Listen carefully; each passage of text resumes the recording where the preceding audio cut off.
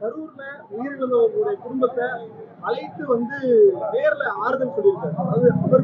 ஆமா சார், அது பாவம் நல்ல விஷயம் தான் சார் அது.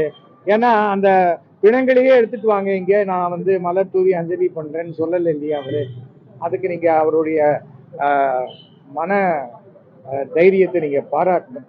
நான் இருக்கிறதுக்கு நீ வா அப்படின்னு. அதுல ரொம்ப பிடிச்ச விஷயம், சங்கவி என்ற ஒரு பெண், அது சுயமரியாதையினுடைய உச்சகட்டம். நீ வந்து எப்ப பாக்கலையோ உன் பணம் எனக்கு தேவையில்லைன்னு பணத்தை திருப்பி அனுப்பிச்சாங்கல்ல, அவர்களுக்கு என்னுடைய மனமார்ந்த வாழ்த்துக்களை நான் தெரிவிச்சுக்கிறேன், ஆழ்ந்த அனுதாபங்களை தெரிவிச்சுக்கிறேன். யாராக இருந்தாலும் ஒரு இழந்த உயிரை திருப்பி கொடுக்கவே முடியாது. எத்தனை கோடி, இப்ப 8 கோடி ரூபாய் கொடுத்துருக்காரு, அவ்வளவுதானே. அதுல என்ன இருக்கு? ஆனால் விஜய் பனையூர் அரசியல் வீட்டுக்குள்ள இருந்து அரசியல் பண்ணினா நாளைக்கு என்ன சொல்லுவாரு? ஓட்டு போட்டியெல்லாம் எங்க ஏரியால கொண்டு வைங்க, எல்லாரும் இங்க வந்து ஓட்டு போடுங்க பாரு.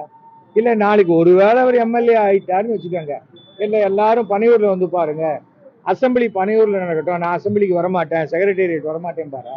அவர் இன்னும் குழந்தைத்தனமா இருக்கார்.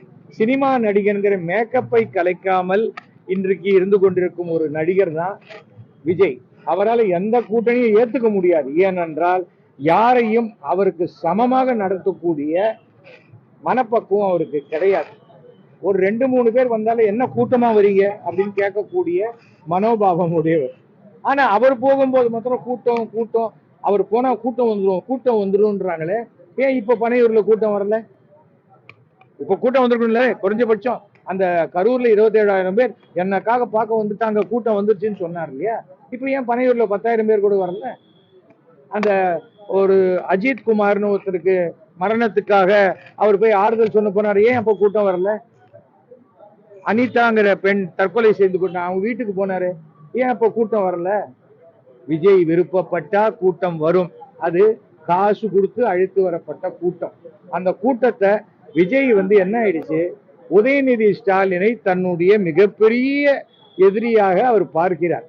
அதனால கரூர்ல நடந்த கூட்டத்திற்கு ஒரு பதிலடியாக அதை விட மிகப்பெரிய கூட்டத்தை கூட்டினது கூட அந்த வெறியினால ஏற்பட்ட விளைவுதான் இந்த கரூர் சம்பவம். 2026 சட்டமன்ற தேர்தலில் தாவேகா, அதிமுக, பாஜக 3 பேரும் கூட்டணி வச்சாங்க அப்படின்னா அது திமுக கூட்டணிக்கு வந்து பெரிய சவால். அந்த 3 பேரும் கூட்டணி வச்சாங்கன்னா ஒரு சிறுபான்மையர் ஓட்டு கூட விஜய்க்கும் வராது, அதிமுகவுக்கும் வராது.